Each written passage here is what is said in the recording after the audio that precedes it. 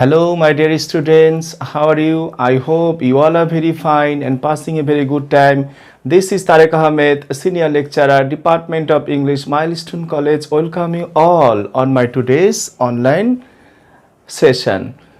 Dear learners, today my topic is completing story.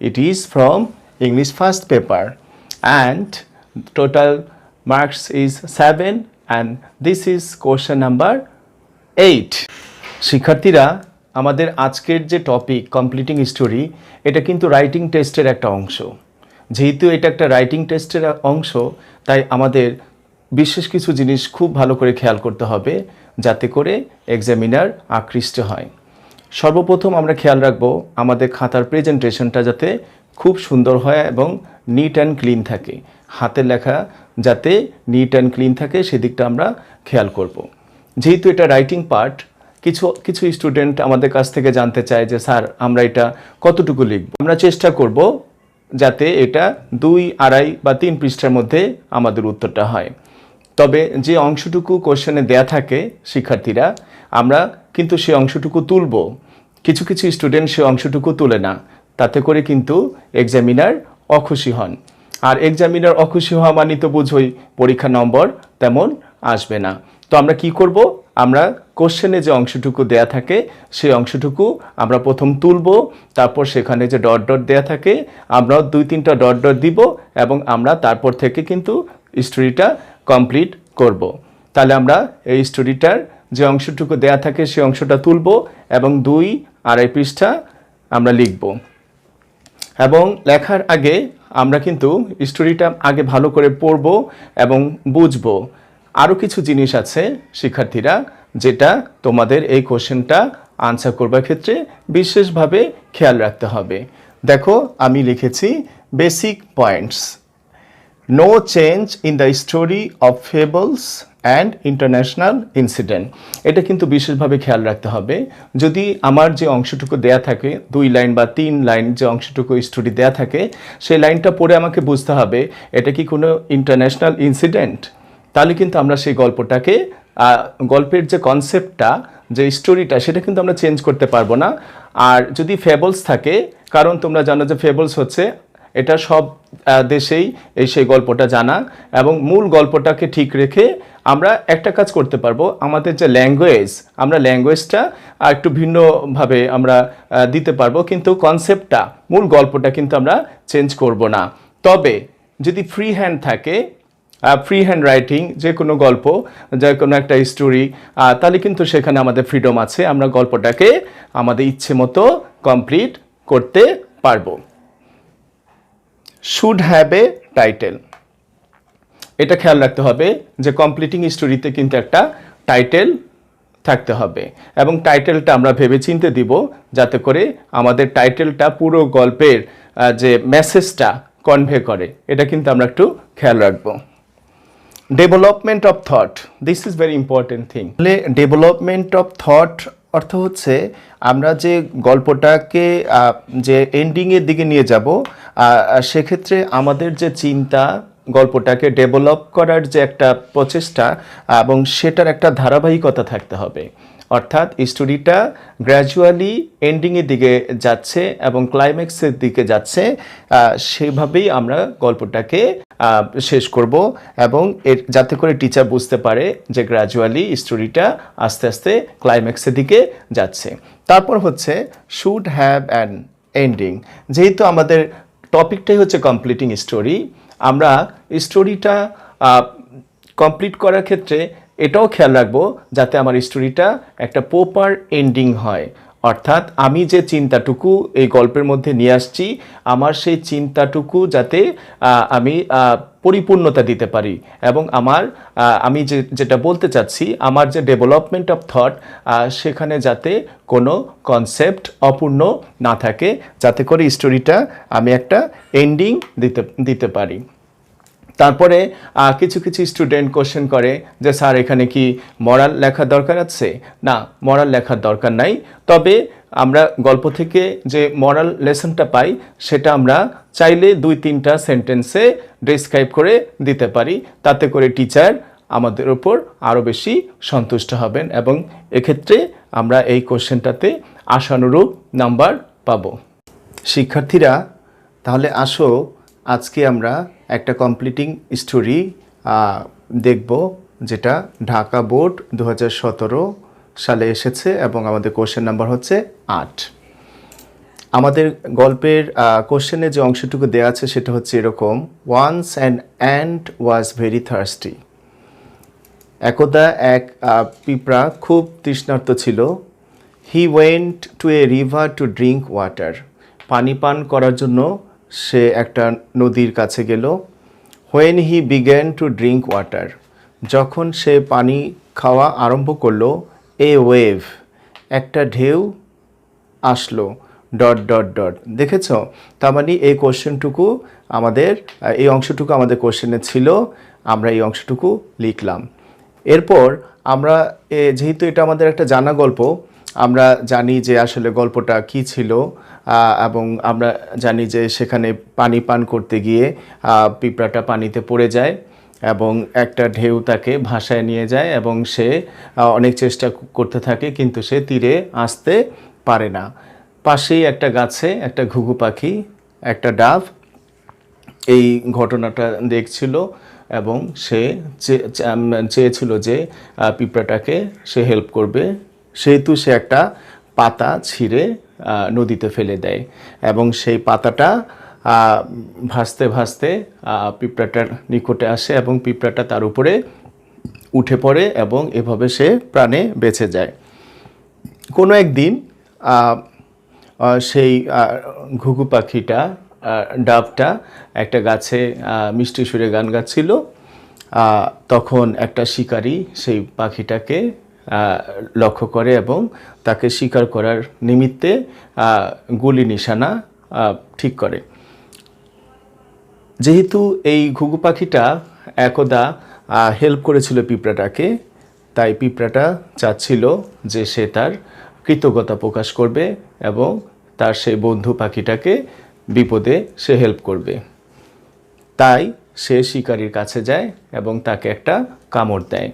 সাথে সাথে শিকারী লক্ষ্যচ্যুত হয়ে পড়ে এবং পাখিটা প্রাণে বেঁচে যায়।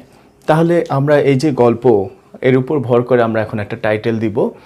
আমরা বুঝলাম যে ঘুঘু পাখিটা একটা ভালো কাজ করেছিল পিঁপড়ার জীবন বাঁচিয়ে, তাই এই ভালো কাজের প্রতিদান একদিন সে পেল এবং পিঁপড়া তার সেই প্রতিদান দিল। তার মানে ভালো কাজ কখনো মারা যায় না।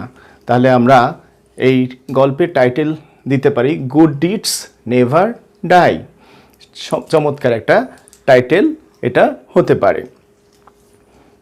তারপরে আমরা গল্পটাকে ডেভেলপ করব। তবে একটা কথা খেয়াল রাখবো, আমরা স্টোরিটা কমপক্ষে 3টা প্যারায় লিখব। হ্যাঁ, এক প্যারায় কিন্তু আমরা স্টোরিটা লিখব না। এবং যেখান থেকে শুরু করব সেখানে যেহেতু এটা একটা সেন্টেন্সের মাঝের অংশ, আমরা কিন্তু এটা স্মল খেয়াল রাখবো, কারণ এটা মাঝামাঝি একটা সেন্টেন্সের অংশ থেকে কিন্তু ডট ডট ডট আসছে। তার মানে আমাকে এর পর থেকে আমাকে সেন্টেন্সটা কমপ্লিট করতে হবে, এটা খেয়াল রাখতে হবে। তার মানে এর ওয়েভ পর্যন্ত ছিল, আমরা কিন্তু ডট ডট দিয়ে স্মল ভার্ব দিয়েছি, তার মানে এই সেন্টেন্সটা আমরা কমপ্লিট করছি। এ ওয়েভ কেম, একটা ঢেউ আসলো, অ্যান্ড ফ্লাডেড হিম অ্যাওয়ে, তাকে ভাসায় নিয়ে গেল। হি ওয়াজ ভেরি হেল্পলেস, এই হচ্ছে পিঁপড়াটা খুবই অসহায় হয়ে পড়ল। His life was at stake, তার জীবনটা বিপদাপন্ন হয়ে পড়ল। He was in a fix what to do, সে আসলে ভেবে পথ পাচ্ছিল না যে সে কী করবে। He tried heart and soul to reach the bank of the river, নদীর তীরে আসার জন্য সে প্রাণপণ চেষ্টা করছিল। But all his attempts proved fruitless, কিন্তু তার সকল চেষ্টাই নিষ্ফল হয়ে যাচ্ছিল। As he was about to die, কারণ সে মৃত্যুর দ্বারপ্রান্তে চলে যাচ্ছিল, তার জীবনটা ছিল মরণাপন্ন। He lost all his hopes to survive, অর্থাৎ পিঁপড়াটা বেঁচে থাকার সমস্ত আশা ছেড়ে দিল। এ পর্যন্ত আমরা কিন্তু স্টোরিটার ফার্স্ট প্যারা হিসাবে আমরা এই পর্যন্ত রাখতে পারি। এরপরে আমরা ডাভকে নিয়ে আসবো, এখান থেকে আমরা second para. A dove was sitting on a tree beside the river, ঠিক সেই নদীর পাশেই একটা গাছের উপরে একটা ঘুঘু পাখি বসা ছিল। He saw the helpless conditions of the ant, সে পিঁপড়াটার এই অসহায় অবস্থাটা দেখলো। He wanted to save his life, সে তার জীবনটাকে রক্ষা করার চেষ্টা করলো। He thought that he should do something for the ant, সে ভাবলো যে পিঁপড়াটার জন্য তার কিছু একটা করা উচিত। So he dropped a leaf on the water, পানির উপর সে কী করলো, গাছ থেকে একটা পাতা ফেললো। আমরা কিন্তু গল্পটা ডেভেলপমেন্ট অফ থট যেটা বলেছি, দেখো আমরা কিন্তু গল্পটা ক্লাইম্যাক্সের দিকে যাচ্ছি। হ্যাঁ, আফটার সাম টাইম, কিছু সময় পরে, the leaf came near the drowning ant, সেই পাতাটা কি করলো, ডুবন্ত পিঁপড়ার কাছাকাছি আসলো। উইদাউট মেকিং এনি ডিলে, কোনো রকম দেরি না করেই, কালক্ষেপণ না করেই, the ant climbed on the leaf, পাতাটার উপরে চড়ে বসলো। And thus he saved his life, এভাবেই পিঁপড়াটা তার প্রাণ রক্ষা করলো। এখন আমরা তৃতীয় প্যারার দিকে যাচ্ছি। On a fine spring day, একটা চমৎকার বসন্তের দিনে, আউট অফ জয়, আনন্দ থেকে বা আনন্দে পড়ে, the dove was singing a melodious song, ঘুঘু পাখিটা একটা সুরেলা গান গাচ্ছিল। Actually through this song, sweet song, আসলে এই মিষ্টি গানের দ্বারা, he was trying to attract his beloved, সে আসলে তার প্রেমিকাকে আকৃষ্ট করবার চেষ্টা করছিল। To celebrate the spring day, এই বসন্ত দিনটাকে উদযাপন করতে। বাট আনফর্চুনেটলি, কিন্তু দুর্ভাগ্যজনকভাবে, his voice reached a hunter, তার সুরটা, তার আওয়াজটা একটা শিকারীর কাছে পৌঁছে গেল। The Hunter aimed at him, তার প্রতি তার উপর নিশানা আঁটলো। ইন দ্য মিন টাইম, এরই মধ্যে, দ্য অ্যান্ট কেম, পিঁপড়াটা আসলো। অ্যান্ড নোটিসড ইট, এটা লক্ষ্য করলো।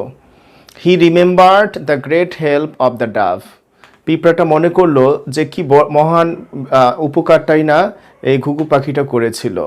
হি wanted to help his friend at any cost, যে করেই হোক সে তার বন্ধু পাখিটাকে হেল্প করবার চেষ্টা করছিল। অন দ্য স্লাই, চুপিসারে, he got to the hunter, সে শিকারির কাছাকাছি গেল। And gave him a mortal bite, তাকে একটা মরণ কামড় দিল। দ্য হান্টার ক্রাইড লাউডলি, তীব্র চিৎকার করে উঠল শিকারিটা। অ্যান্ড হিয়ারিং দ্য সাউন্ড, এই শব্দটা শুনে, the dove left the place, ঘুঘু পাখিটা জায়গা ছেড়ে পালালো। And thus he saved his life, আর এভাবেই ঘুঘু পাখিটা প্রাণ রক্ষা করলো। এখন আমরা গল্পের একেবারে এন্ডিংয়ে চলে আসছি। দিস ইজ দ্য লাস্ট প্যারা। Afterwards the Dove mate the ant, তারপর ঘুঘু পাখিটা পিঁপড়ার সাথে দেখা করলো। অ্যান্ড এক্সপ্রেসড হিজ গ্রেটফুলনেস, তার কৃতজ্ঞতা প্রকাশ করলো। সিন্স দেন, তখন থেকে, দে বিকেম বসম ফ্রেন্ডস, তারা একে অপরের অন্তরঙ্গ বন্ধু হয়ে গেল। ইনফ্যাক্ট, সত্যি কথা বলতে গেলে, হেল্পিং আদার্স সেলফলেসলি, নিঃস্বার্থভাবে অন্যকে হেল্প করা, নেভার গোস আনরিওয়ার্ডেড, সেটা কিন্তু আনরিওয়ার্ডেড থাকে না। He who helps others in danger, যে অন্যের বিপদে হেল্প করে, is also helped by somebody, সে কোনো না কোনো কারো না কারো দ্বারা উপকৃত হয়। সামহাও, কোনো না কোনোভাবে হয়। সামহোয়ার, কোথাও না কোথাও হয়। শিক্ষার্থীরা, এভাবেই একটু সতর্ক থেকে আমরা পরীক্ষায় কমপ্লিটিং স্টোরি এই কোশ্চেনটা আনসার করব। আবারও বলে রাখছি, যেহেতু এটা একটা রাইটিং পার্ট, শিক্ষার্থীরা আমরা চেষ্টা করব যে আমাদের খাতার প্রেজেন্টেশন যাতে নিখুঁত হয়। যার প্রেজেন্টেশন যত বেশি সুন্দর হবে এবং যে যত নিখুঁতভাবে লিখবে, তার মার্কস তত বেশি আসবে। যাবার আগে বলে রাখছি শিক্ষার্থীরা, তোমাদের একটা HW আছে এবং সিলেট বোর্ড 2017 সালের 8 নম্বর যে কোশ্চেনটা কমপ্লিটিং স্টোরি, এই স্টোরিটা তোমরা কমপ্লিট করবে এবং তোমরা তোমাদের নিজ নিজ সাবজেক্ট টিচারকে ইনবক্স করে দিবে। এতক্ষণ আমার সাথে থাকার জন্য তোমাদের সবাইকে অশেষ ধন্যবাদ। Thank you very much.